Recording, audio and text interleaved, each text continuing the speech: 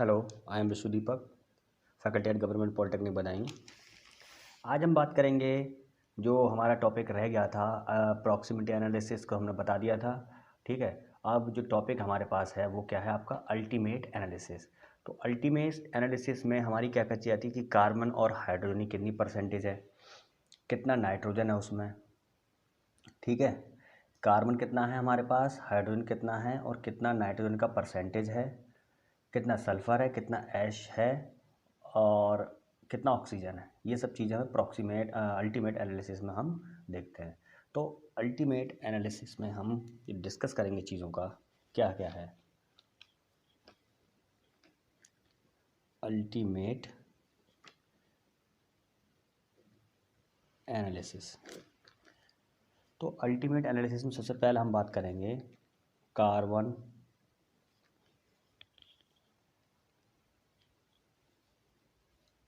Carbon का, कितना उसमें कार्बन है। तो ग्रेटर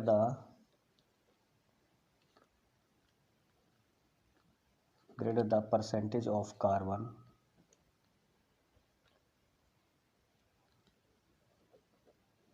बेटर क्वालिटी ऑफ कोल।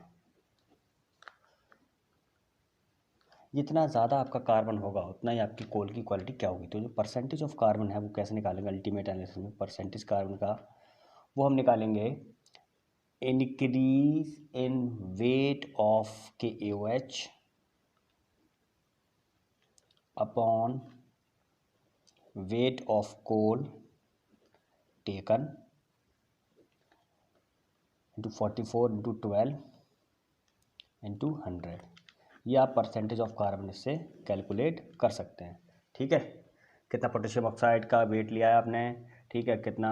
अब ये अल्टीमेट एनालिसिस में हम ये सब चीज़ें देखते हैं। ठीक है, अब hello, I am Vishu Deepak, faculty at government polytechnic Budaun. आज हम बात करेंगे लिक्विड फ्यूल की। ठीक है, सॉलिड फ्यूल के हम बारे में डिस्कस कर चुके हैं। अब हम बात करेंगे क्या, लिक्विड फ्यूल क्या होता है। ठीक है, तो लिक्विड फ्यूल्स में आपका पेट्रोलियम और गैस ऑयल, डीजल, कैरोसिन ये सब आता है। वो बात की बात है, आगे बात करेंगे। पहले पेट्रोलियम और क्रूड ऑयल है उसको हम ड्रिलिंग करके, हम मोस्टली आपका ड्रिलिंग करके उसको हम प्राप्त करते हैं।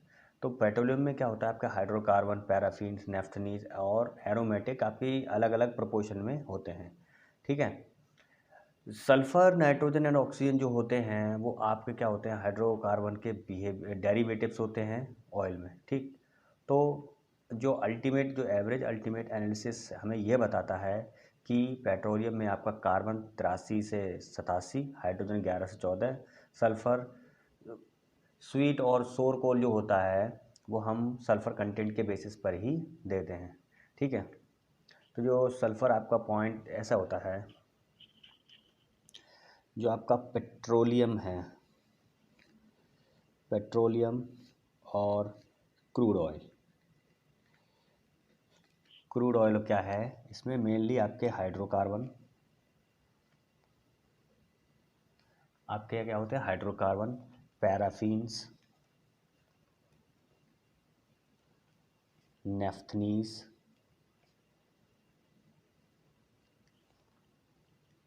एंड एरोमेटिक,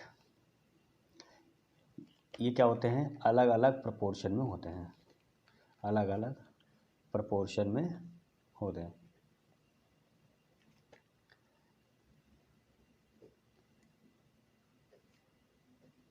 ठीक है, जो आपका अगर आपका एवरेज अल्टीमेट आप एनालिसिस करते हैं लिक्विड फ्यूल का, ठीक है, तो उसमें कार्बन की परसेंटेज 80 से 87%, हाइड्रोजन आपका 11 से 14%, ठीक, सल्फ़र आपका 0.5 से 3% और अदर चीज़ें होती हैं। ठीक है, बाद में कोई दिक्कत नहीं है।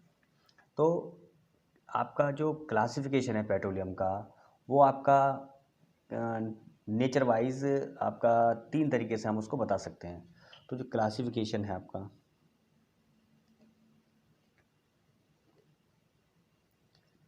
क्लासिफिकेशन ऑफ पेट्रोलियम,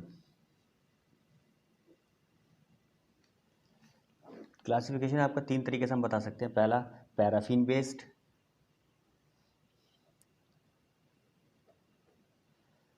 पहला पैराफिन, दूसरा एसफाल्ट बेस, तीसरा मिक्स्ड बेस। ठीक है, तो पैराफिन बेस क्या है, ये इस क्रूड ऑयल में क्या है, आपकी जो सैचुरेटेड हाइड्रोकार्बन की संख्या है वो C35H72 तक होती है। ठीक है, ये सेमी सॉलिड्स होते हैं, इन्हें बैक्स वगैरह कहते हैं, इसलिए हम इसको, ठीक है। तो पैराफिन जो बेस्ड, ठीक है, जो क्रूड होता है उसमें क्या होता है, उसमें आपके क्या है, जो हाइड्रोकार्बन हैं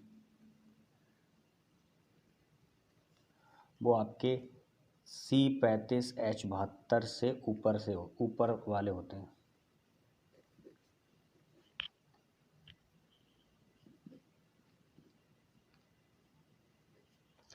ठीक है, तो जनरली ये वैक्सिस में आते हैं। दूसरा एसफाल्ट बेस,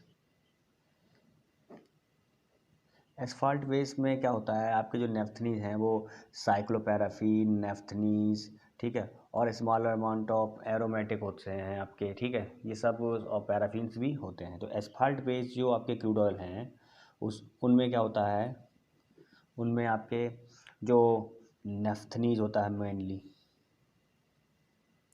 नेफ्थनीज, और आपका साइक्लोपैराफिन्स,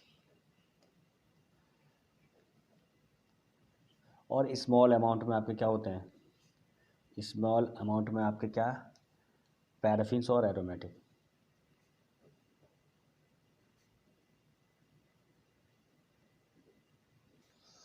थर्ड हमारे पास आएगा, हमारे पास मिक्स्ड बेस। मिक्स्ड बेस में क्या होता है, जो दोनों ऊपर की अबव टाइप हमने ली हैं, ठीक है, उसमें क्या है 90% आपका क्रूड में प्रेजेंट आपका जो होता है वो मिक्स्ड बेस क्वालिटी में ही होता है, यानी कि 90% आपका क्या है, जो क्रूड है वो मिक्स्ड वाला पाया जाता है। आजकल जो है वो मिक्स्ड वाला ही है। ठीक है, तो पेट्रोलियम में हम उसको ड्रिलिंग करेंगे तो पता ही है आपको। तो ड्रिलिंग करने के, जब ड्रिलिंग करके आपको निकालते तो आपको इसमें से क्या क्या मिलता है, गैसोलीन है आपको। ठीक, तो गैस ये आपका लिक्विड फ्यूल है।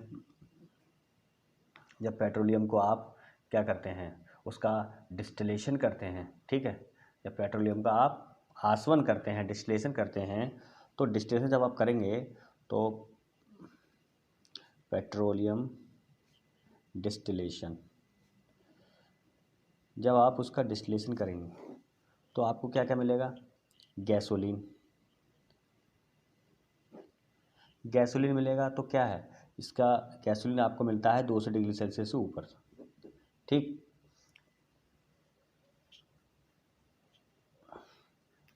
तो गैसोलीन आपका एक क्या है, लिक्विड फ्यूल है। इसकी जो कैलोरीफिक वैल्यू होती है वो आपकी 14,250 किलो कैलोरी पर केजी होती है। ठीक है, और ये आपका इंटरनल कंबशन जितने इंजन हैं या एयरक्राफ्ट हैं जितने भी, उस सब में यूज़ होता है।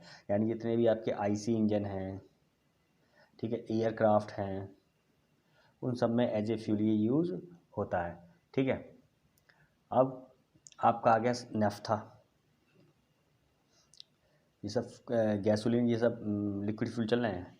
नेफ्था, देखिए नेफ्था जो है वो आपका 200 से 500 के 250 100 250 डिग्री सेल्सियस के बीच में हमें मिलता है। इसमें क्या है, कुछ गैसोलीन का आपकी मिलती है इसमें। ठीक, और उसको हम दोबारा से क्या करते हैं, फ्रैक्सीनेटिंग कॉलम भेजते हैं। इसमें नेफ्था जो कंटेन होता है उसमें 6 से 10 कार्बन एटम आपके होते हैं नेफ्था में। तो एज ए फ्यूल हम इसको भी यूज़ करते हैं। ठीक है, कैरोसिन ऑयल है आपका, फिर आता है आपका kerosene, kerosene oil, kerosene oil आपका 250 से आपको 300 डिग्री जब डिस्टिलेशन करेंगे तो उसके बीच में आपको कैरोसिन मिलेगा। ठीक है, जो आपका क्या है, और जो लोअर बॉइलिंग फ्रैक्शन होते हैं, ठीक है, वो दोबारा मेन कॉलम में लौट जाते हैं। ठीक है। इसकी जो कैलोरीफिक वैल्यू है वो 1100 किलो कैलोरी होती है कैरोसिन की, 1100 किलो कैलोरी पर केजी होती है कैलोरीफिक वैल्यू। इसकी जो कैलोरीफिक वैल्यू है, ठीक। फिर आपका आता है D, gas oil. Gas oil आपका 300 से 350 डी के बीच में आपको मिलता है, ठीक है। इसको क्या है, हम इसकी जो कैलोरीफिक वैल्यू है वो आपकी 11,000 किलो कैलोरी होती है, ठीक है। तो आप एज ए जो लिक्विड फ्यूल्स हैं आप इनके बारे में और डीपली पढ़ सकते हैं। जितने भी आपके पेट्रोलियम, नेफ्था, कैरोसिन है, ठीक है। नेफ्था में आप जैसे कि आपका गैसोलीन है, गैसोलीन में C5 से C9 तक के आपके कार्बन होते हैं। नेफ्था में C9 से C10 तक के, कैरोसिन में C10 से C16 तक के कार्बन रहेंगे। डीजल में C10 से C18 तक, हैवी ऑयल में आपके C17 से C30 तक, ठीक है। तो हम बढ़िया जो आपकी क्रैकिंग प्रोसेस है उसके द्वारा हम क्या करते हैं, रिफाइनरी में जो बिहेवियर है ऑयल का वो हम देखते हैं। ये क्रैकिंग आपकी उसमें नहीं है। तो आपके जितने भी यहाँ फ्यूल थे, लिक्विड फ्यूल्स, हमने उनकी बात कर ली है, कौन कौन से आपके फ्यूल्स हैं। अब हम बात करेंगे आपकी गैसियस की, ठीक है। जो भी आपके लिक्विड फ्यूल है उनके हम, जैसे आपके पेट्रोल है, पेट्रोल में हमारा ऑक्टेन नंबर के बेसिस पर जितना हाई ऑक्टेन नंबर होगा उतना अच्छा हमारा पेट्रोल होगा, क्योंकि वो कम नोकिंग देगा। और डीजल में आपका सीटेन नंबर, जितना ज़्यादा सीटेन होगा उतना हमारा डीजल अच्छा होगा, ठीक है। तो यानी a good diesel bad petrol and a good petrol is bad diesel, ठीक है। यानी कि एक अच्छा पेट्रोल बर्गियस प्रोसेस के द्वारा भी है आपका, कोल तार वगैरह हैं, ठीक है। अब हम बात करेंगे गैसियस फ्यूल की। तो गैसियस फ्यूल्स में जनरली क्या पढ़ते हैं हम,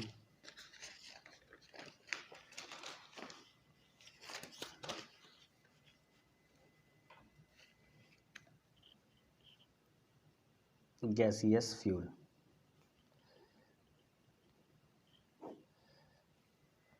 ठीक है। हम पढ़ रहे हैं गैसियस फ्यूल।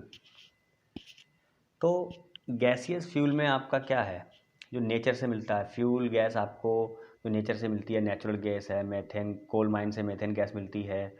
सॉलिड फ्यूल से, अगर फ्यूल गैस आप सॉलिड फ्यूल से बना रहे हैं तो प्रोड्यूसर गैस बनती है उससे, वाटर गैस, ठीक है। तो आपको जनरली जैसे कि गैसियस फ्यूल में हम बात करें,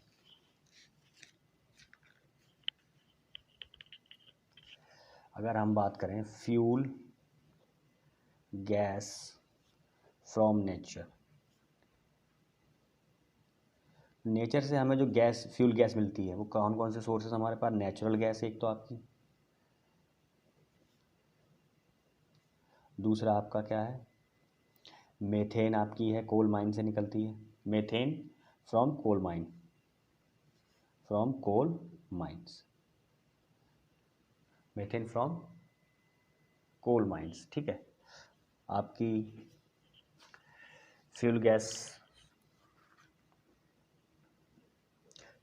from solid fuel, solid fuel से हमें क्या क्या चीज़ मिल जाती है, सॉलिड फ्यूल्स। इससे क्या क्या मिलता है आपका, प्रोड्यूसर गैस, दूसरा आपका वाटर गैस, तीसरा आपका कोल गैस, चौथा आपका ब्लास्ट फर्नेस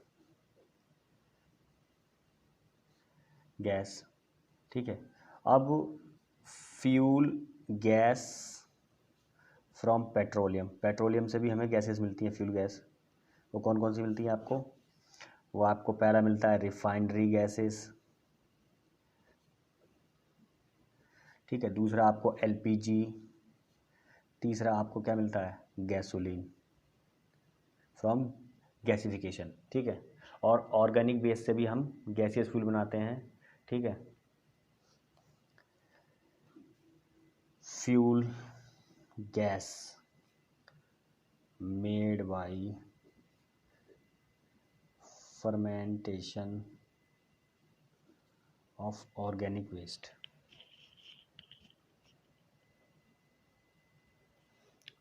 ऑर्गेनिक वेस्ट से भी हम फ्यूल गैस को बना सकते हैं, ठीक। तो जनरली आपकी हम बात करें नेचुरल गैस का, नेचुरल गैस नेचुरल गैस क्या है आपका? नेचुरल गैस किसका मिक्सचर होती है? पैराफिनिक हाइड्रोकार्बन और मीथेन का आपका कंपोनेंट होती है। तो जो नेचुरल गैस है आपका, नेचुरल गैस किस किस का मिक्सचर होती है? एक तो आपके पैराफिनिक पैराफिनिक हाइड्रोकार्बन और मीथेन, ठीक है। इन दोनों की क्या होती है? मिक्सचर होती है, आपके मेन कंपोनेंट होते हैं ये, ठीक है। नेचुरल गैस आपकी कहाँ पाई जाती है? नेचुरल गैस को जैसे कि आपके पेट्रोलियम और जो ऑयल वेल्स हैं, ठीक है, ऑयल वेल्स में जब आप पेट्रोलियम ऑयल वेल्स होते हैं वहाँ पर आपका जो गैस है नेचुरल गैस वहाँ पर आपकी अकर होती है। तो नेचुरल गैस क्या है? जो आपकी वो जो है वो ऑयल वेल्स है वहाँ पाई जाती है। तो नेचुरल जो गैस है आपकी, नेचुरल गैस क्या है? आपके जो ऑयल वेल्स हैं, ठीक है, जो आपके ऑयल वेल्स हैं वहाँ पर, इसको हम वेट गैस भी वहाँ बोलते हैं, ठीक है, वेट गैस होती है, ठीक। अब लेकिन जब ये इसको हम क्रूड ऑयल से एसोसिएट करते हैं तो ये आपकी ड्राई गैस कहलाती है। अगर वेट गैस को हम क्या करें, एसोसिएट करते हैं इसको हम, ठीक है, तो ये आपकी क्या कहलाएगी? ड्राई गैस, ठीक है। तो जितने भी इसमें डर्ट पार्टिकल होते हैं, इसमें जो मीथेन की परसेंटेज होती है वो 50 से 95% तक मीथेन। इसमें नेचुरल गैस में जो मीथेन होती है आपकी वो 50 से 95% तक, ठीक है। एथेन आपका होता है 5 से 10%, 3% आपका H2O, H2 ETC। तो कैलोरीफिक वैल्यू कितनी होती है इसकी? इसकी जो कैलोरीफिक वैल्यू है वो आपकी होती है 12,000 से 14,000 किलो कैलोरी पर मीटर क्यूब, ठीक है।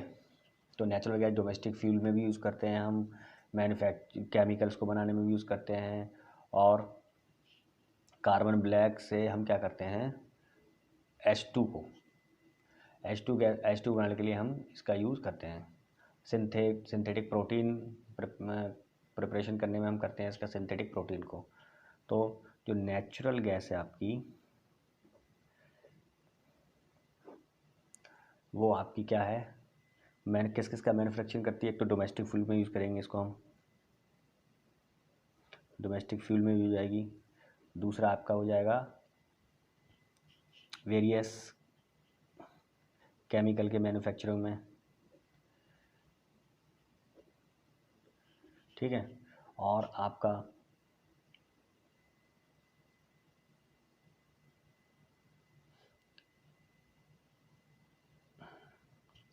ये एक रॉ मटेरियल की तरह काम करेगी, एक raw material for the manufacturing of H2 and carbon black. Synthetic protein बनाने में इसका यूज़ करते हैं हम, नेचुरल गैस का सिंथेटिक